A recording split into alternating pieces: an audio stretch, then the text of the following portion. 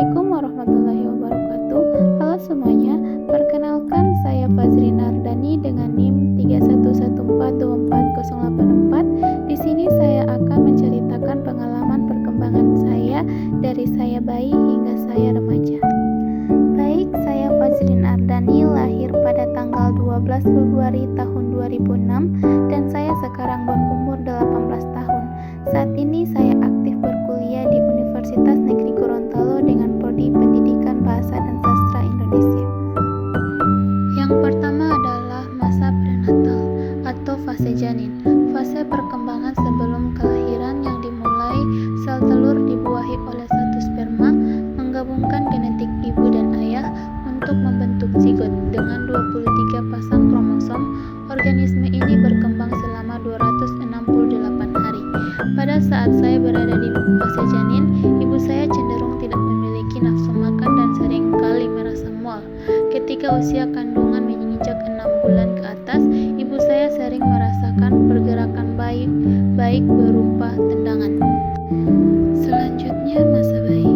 Berdasarkan dari teori Freud, pada masa bayi ini bayi akan mendapatkan kesenangan yang bersumber dari mulutnya.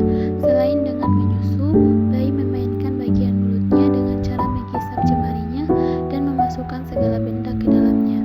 Ketika bayi, saya sering menangis di waktu malam hingga subuh. Saya mengonsumsi ASI hanya dari 0 sampai 5 bulan. Pada usia 6 bulan, saya diperkenalkan dengan makanan bertekstur seperti bubur. Selanjutnya, masa balita. Menurut teori Freud, pusat kepuasan di fase anak yaitu terletak pada daerah anus atau dubur. Anak akan mendapatkan kepuasan sendiri dengan menahan atau membuang kotorannya sesuai kemauannya. Karena pada tahap ini, anak mulai belajar akan adanya kebebasan menentukan pilihannya sendiri. Pada fase ini, saya cukup lama memakai popok atau ngompol di celana dan dapat lepas dari popok pada usia 3 tahun. Pada masa ini pula panca indera anak-anak berkembang pesat dan anak-anak mulai senang bereksplorasi. Selanjutnya, masa anak usia dini. Berdasarkan teori Freud, pada fase ini anak akan mulai menaruh perhatian pada alat kelaminnya. Anak juga mulai peka akan keberbedaan alat kelamin dari kedua gender yang berbeda. Pentingnya pula pemahaman dari orang tua mengenai bagaimana untuk menjaga dan membersihkan alat kelamin. Pada perkembangan sosial saya mulai menjalin hubungan antar teman sebaya saya di lingkungan sekitar tempat tinggal. Saya juga menunjukkan sikap terbuka untuk bergaul pada teman-teman saya di SD dan tidak menarik diri saya dari kerumunan.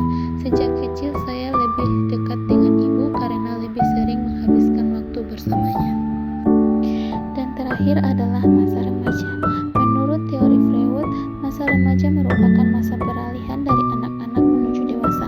Pada masa peralihan dari masa anak-anak menuju dewasa yang dihadapi remaja akibat berbagai macam perubahan fisik, emosional maupun sosial yang menimbulkan rasa cemas. Pada tahap ini saya sudah memasuki masa pubertas pada usia 14 tahun. Saya sudah dihadapkan dengan berbagai masalah dan diajarkan mandiri dan dewasa. Saya selalu diberikan kesempatan